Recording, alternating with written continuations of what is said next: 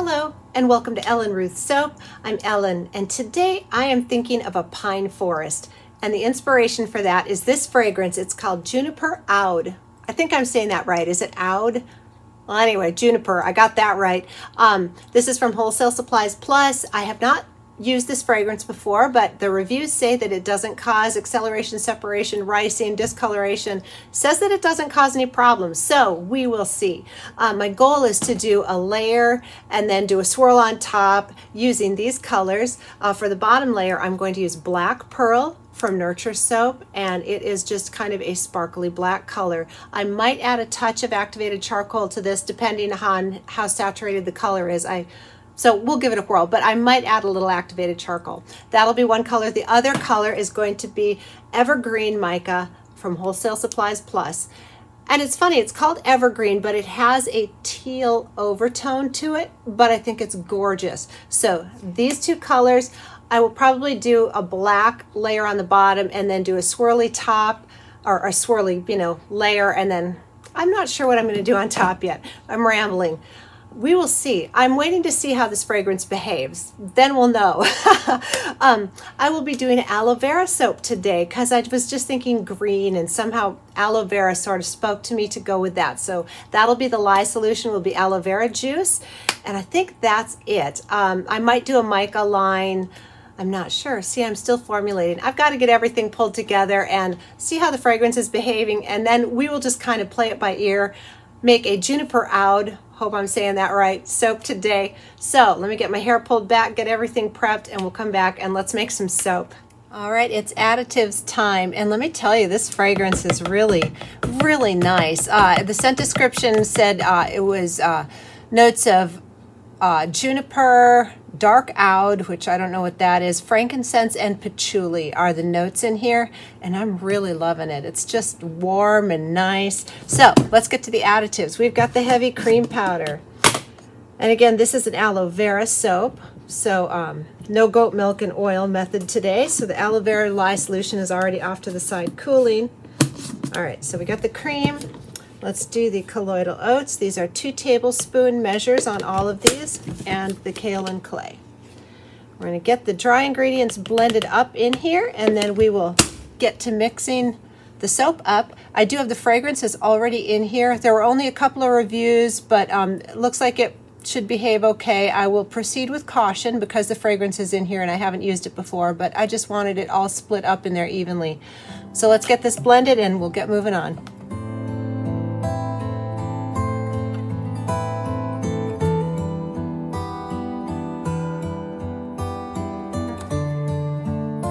It's time to make soap. So this is my aloe vera lye solution, which has aloe vera juice, and I've snipped up silk fibers. There's sugar in there, sodium lactate, and that's what's going on in this pot, the whole 9 yards. All of my regular stuff, but the aloe vera juice today, just because aloe to me is like green, and I was thinking of the juniper green, all of the good stuff. I am going to hand stir this to emulsion before we get moving to our layer and swirls. Again, just proceeding with caution with this fragrance. And I do have off to the side here some little cranberry seeds that I may or may not use on the top here, just depending on how it's looking and everything. I just pulled them out because I thought they were really cute. And so they're there if I want to use them. So let's get this poured off for our bottom layer. And then I'll do an in the pot swirl for the top part. And then we will see what we want to do on top when we get there.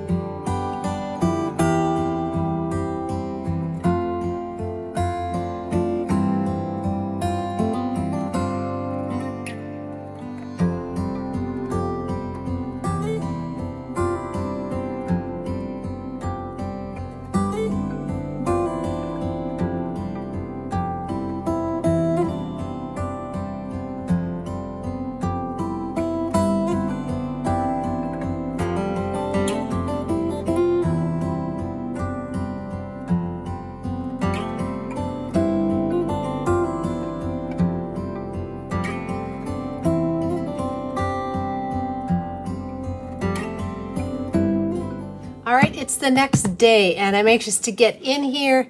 Let me tell you my thoughts on this fragrance oil. Number one, it smells great today and it was so slow moving. So it was very liquidy when I poured it and I wanted it to break through that bottom layer. I didn't swirl it in, but I wanted it to break through. So I'm sure that it did, but I think the colors probably got a little muddied up.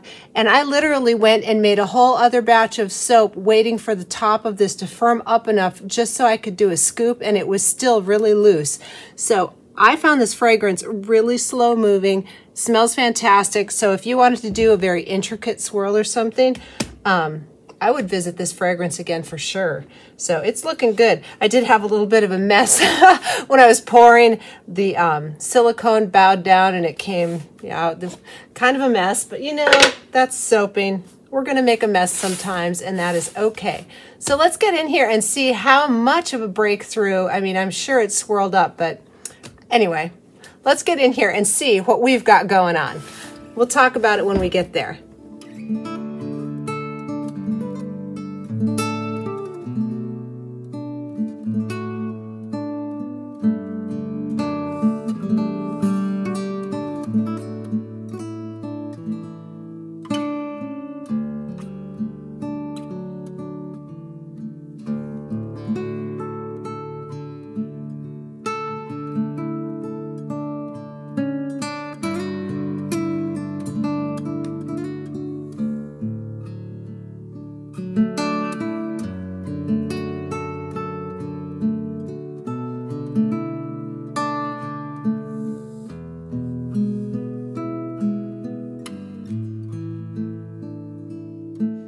Back with the lovely Olga, and let me tell you, I have been really loving my multi-bar cutter.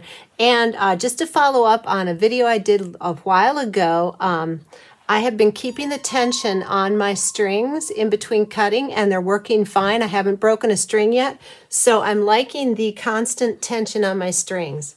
All right, let's get into this soap. Love the tops.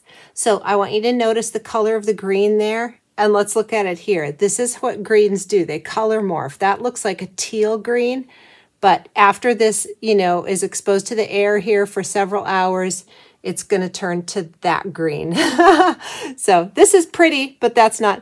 Look at how much that bottom just whooshed up. That's hilarious. I am very anxious to get in here and see how these look as cut bars.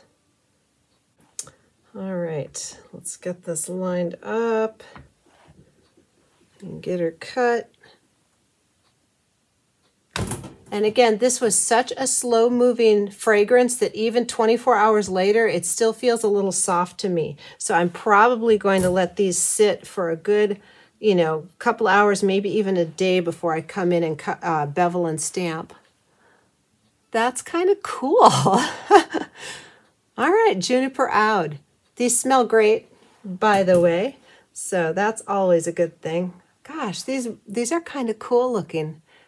It just looks like I did an in-the-pot swirl for the whole thing and didn't pour a bottom, which is fine, but yeah, it's cool. Lava lamp. Kind of masculine. These have a little bit of a, I don't really want to say a smoky scent, but it's more than just pine. It's a complex pine, and I really like that. It is kind of smoky, if you will. So yeah, here's a good example. It's a beautiful teal color, but it's going to cure out to be more like that. So I think the swirls are groovy. All right, and I did go ahead and put my little cranberry seeds from Brambleberry down on the top, just for a little pop of color. I thought they're so pretty. And there's just, you know, a teeny amount, so I don't feel like it's too much non-soapy stuff on your soap. You can kind of see the color migrating down. The green is slowly starting to turn the teal green. Chemistry is fascinating, isn't it? I just, you know, soap making has so many really cool facets to it. So that's an interesting look, but cool. All right, let's keep cutting.